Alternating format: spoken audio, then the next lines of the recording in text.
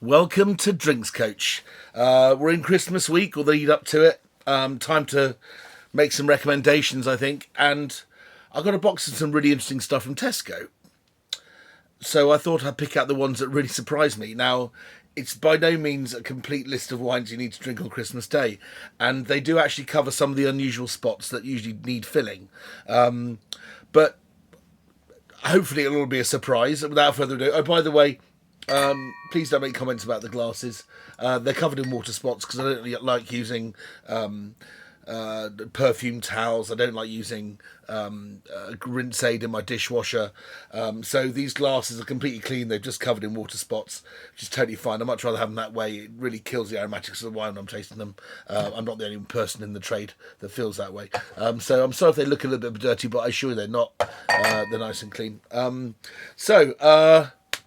Yeah, Vinesack. Vinesack up there, Drinks Coach down here, Drinks Coach UK, all lowercase. If you want to talk to me about this show, please don't hesitate to contact me through Twitter, through Instagram. You're watching YouTube and you're watching the Drinks Coach UK, please click on the bell if you haven't done before to subscribe and to get notifications of future shows. Okay, so this show, for those people watching from overseas, is about our biggest retailer, our biggest drinks retailer. In fact, I believe it's the second largest drinks retailer in the world. Last time I heard, it was knocking out something like 10 billion euros or 10 billion pounds worth of wine a year, and that is Tesco.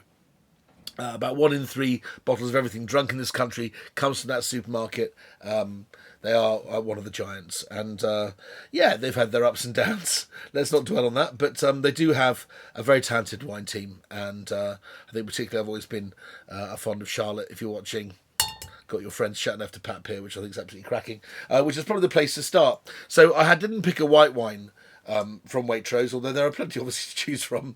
I thought that their English dry white from Balfour Estate is quite nice. I think it's under a tenner. But this wine, because it's Christmas Day, I thought, if we're pushing the stops out, or pulling the stops out, not pushing the stops out, that's kind of weird. And by the way, pulling the stops out means on an organ. When you pull the stops out, it makes it louder, just in case you want to know the etymology of that phrase. This is Chateauneuf-du-Pape from Julie Rouffignac, who I believe is actually a personal friend of the buyer at Tesco. The reason why I know this is because last year I remember at their press tasting a Cote de Village going, blimey, that's fantastic. Where's that from? She said, oh, that is my friend. She's from Chateauneuf-du-Pape. So I'm guessing that this wine's from her. It's 2018, a warm year. What is Chateauneuf-du-Pape? Well, Chateauneuf-du-Pape is a famous wine. Most people have heard of it. It always has a large majority of Grenache in it, like other Southern Rhone Reds.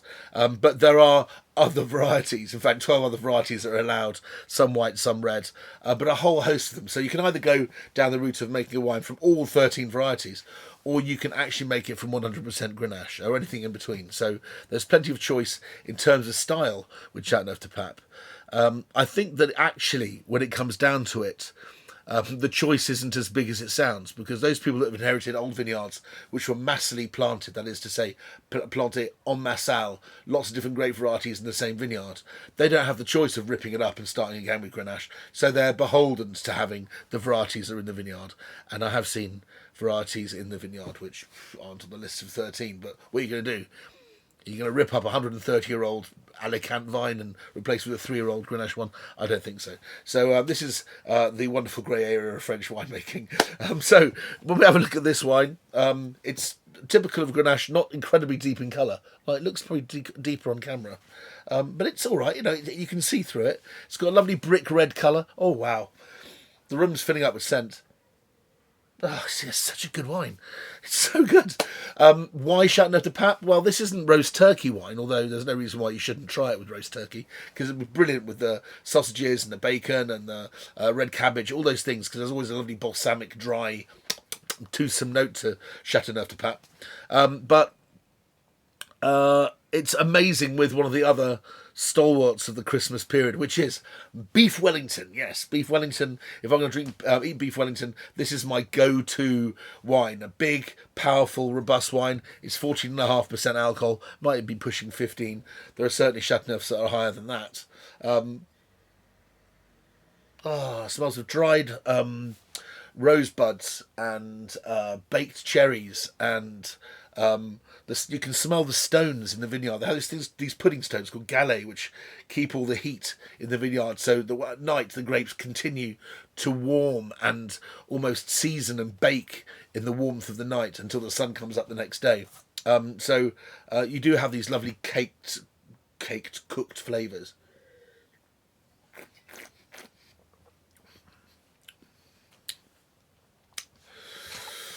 There's bloody nothing wrong with that at all. Absolutely brilliant. The real surprise to this is Chateauneuf-du-Pape's getting quite spendy these days. A good branded Chateauneuf-du-Pape is north of £25. I'd say probably paying £29.50 for it. This one, Tesco's Finest Chateauneuf-du-Pape, 18 quid. 18 quid, absolutely fantastic value for money.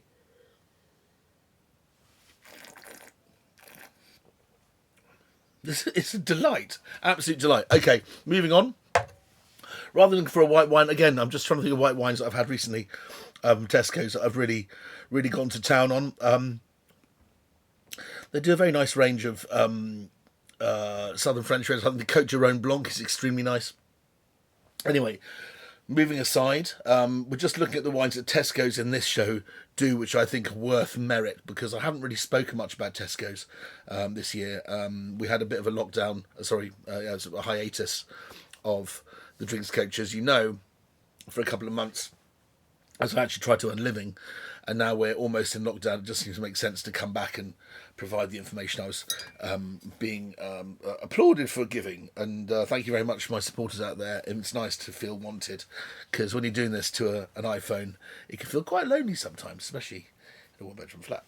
Well, my wife's here, but you know. So the next one, this is a sherry of a sort. It says it's made by winemaker Antonio Flores, Tony Flowers, which tells me that it is from Gonzales Bias. Yes, the people that are famous for Tia Pepe. I've lauded them on the show so many times. If you look at any of the sherry shows, a wine I'm particularly smitten with is AB Amontillado, which is kind of like a Fino Amontillado. It's almost like a Fino sherry with lots of age on it. Pardon me. I went down the wrong way. So here we are with Tesco's Finest Gonzales Bias PX Sherry. Pedro Ximenez, now believed to be a trader, a German trader that lived in Andalusia, who was trading wines in the 1600s. His name was Peter Siemens. You can see how Peter Siemens would become Pedro Ximenez. For many years, they thought it was a great variety brought back from the Crusades and all sorts of wonderful stories behind it. But it appears to me that actually it's probably an indigenous variety, and it was just traded in the 15th, 16th century, which is where it got its name from. But what is it? Well, it's the sweetening agent which they put into sherry to make it not dry. So if you have a medium dry sherry and Amontillado, they'll start off with an old Fino or Manzanilla, which has been aged for long enough for the bacterial life in the wine to die, so the wine starts to oxidize. And then when the wine starts oxidizing, they add a little bit of Pedro Ximenez, which is super sweet, and you end up with a medium Amontillado. If you add a bit more, you've got a cream sherry. If you add more, a brown sherry. If you sell it on its own, you're crazy. But let's have a look at it anyway. This is actually my port glass. It seems appropriate for a sherry. Look at the colour. Just to put it's like axle grease. Just to put no finer points on it. I don't actually drink this at home. Not often. I suppose with a mince pie or something like that, it'll be absolutely divine this Christmas. And I'll make a difference in this particular instance because it has incredible balance. And not last year, but the year before, it did win a gold at the International Wine Challenge, which is saying something, seeing as there's only £6. Yes, you heard me correct. £6 for half a bottle of this incredible dessert wine. If you look at it, it's thick, goopy. It's probably pushing, here you are, 15% alcohol. Has a beautiful light smell, really perfumed smell of kind of raisins. It almost smells like Asti. I mean, it is made from a similar sort of variety. It has a smell of kind of like cinnamony, grapey notes to it. Then there's this onslaught of all the other dried things you have at Christmas. Dates, medjool dates, dried fig, what the French lovingly call torréfaction, which is the smell of roasted coffee beans. Now, most PX, when drunk on its own, is just too heavy. So I usually have a bottle of this sitting next to my stove in the kitchen. I use it to glaze pork chops. I use it in a cafe affogato, which is an espresso coffee, a little ball of ice cream, a little drizzle of that on top, just to give it as a really, really simple, very, very quick dessert for people at the end of a meal. It's absolutely delicious. Anyway, what do we think?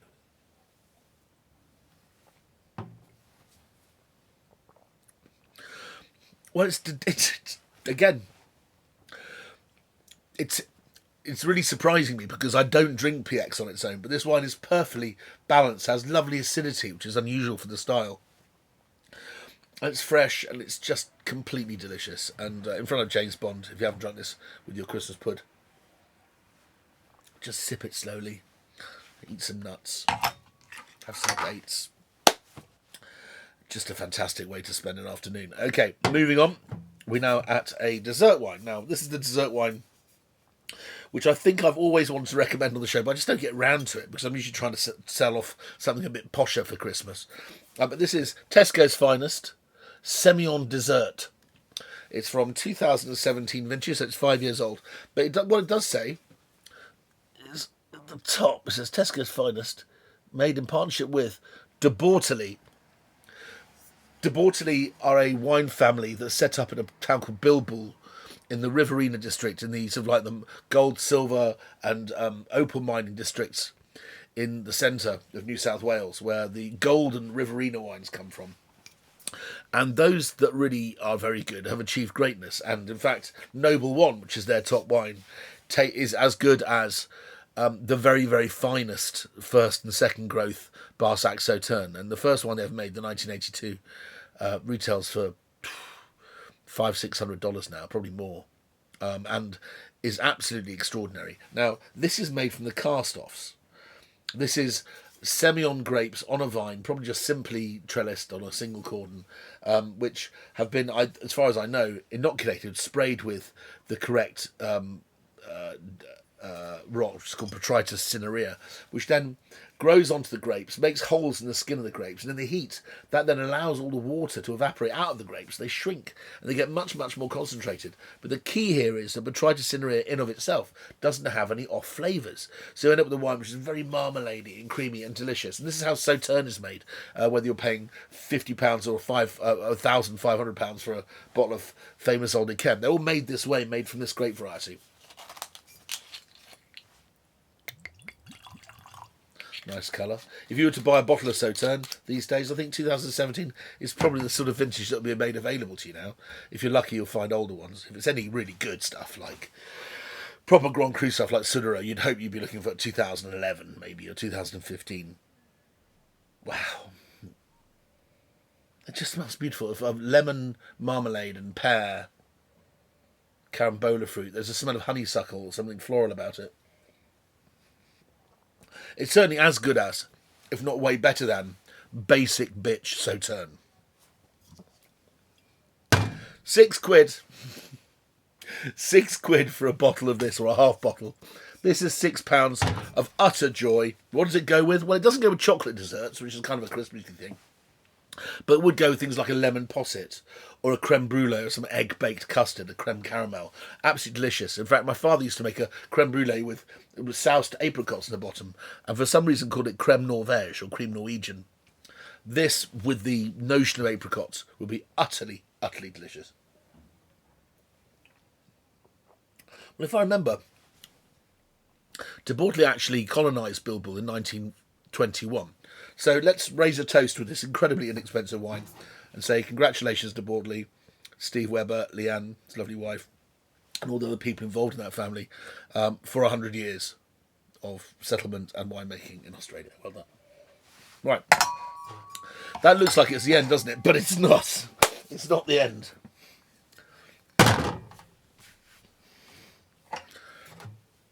This, ladies and gentlemen, is my Christmas bargain whiskey of the year.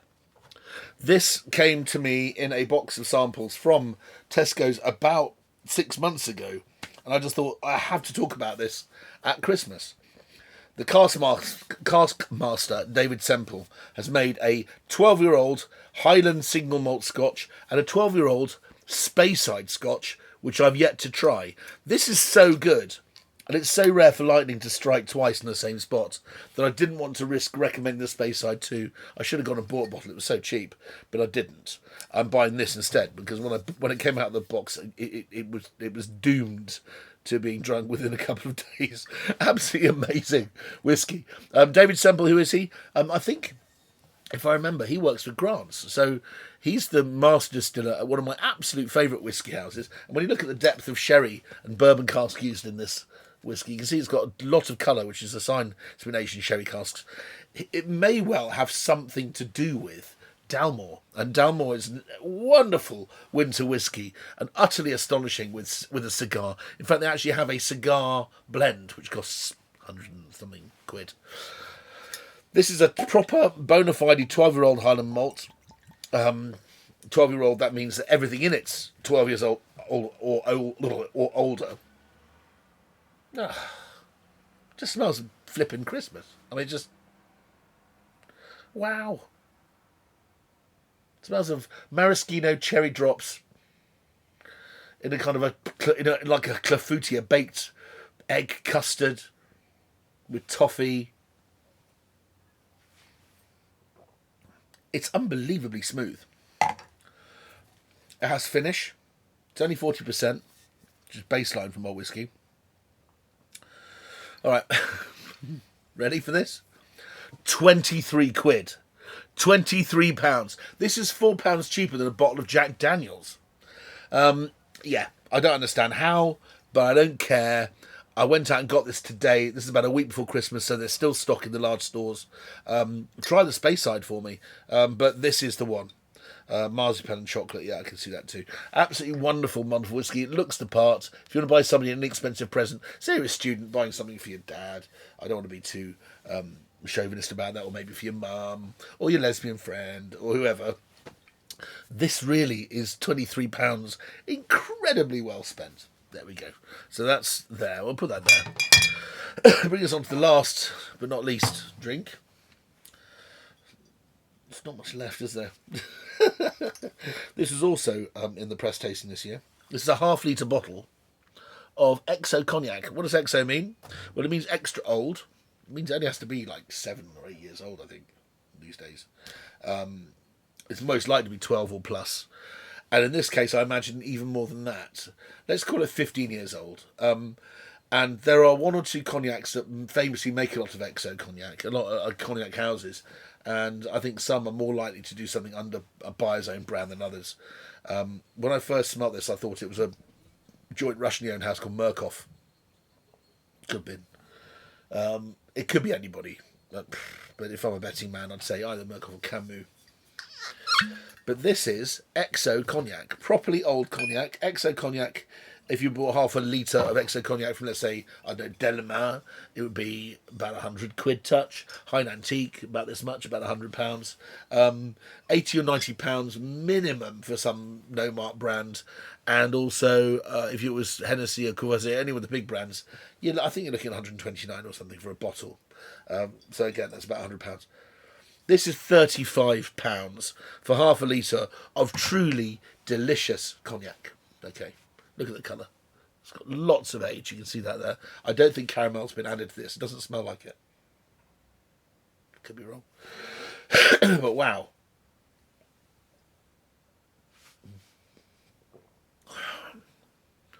Just slowly gnaw your way through your Christmas Toblerone with a bottle of that by your ankles. And when people are watching a Bond in the dark, just try not to make this noise. It's a dead giveaway. Okay, there we have it. I just don't want you to think that this is some kind of paid promotion by Tesco. So I'm going to finish with showing you this too, because this is Sainsbury's Grand Cru Cognac. This is 100% Grand Cru. It's a VS, which means it's probably only 3 years old. But I love young cognac. And this, for a whole bottle in Sainsbury's this year, that's so pretty, £17. So you can buy the real deal, proper cognac. Cognac, by the way, is a region in the southwest of France, north of Bordeaux, that makes reputedly the most refined and finest great brandy in the world, or at least it's certainly carved a niche in the world's mindset that it is there. And their brandies are incredible. Of course, there are beautiful brandies all over the world, but this is the most prestigious and the hippest. This is the one you'll find lined up in the duty-free next time you go on holiday, if that ever happens. Well done, Tesco's. See you next time.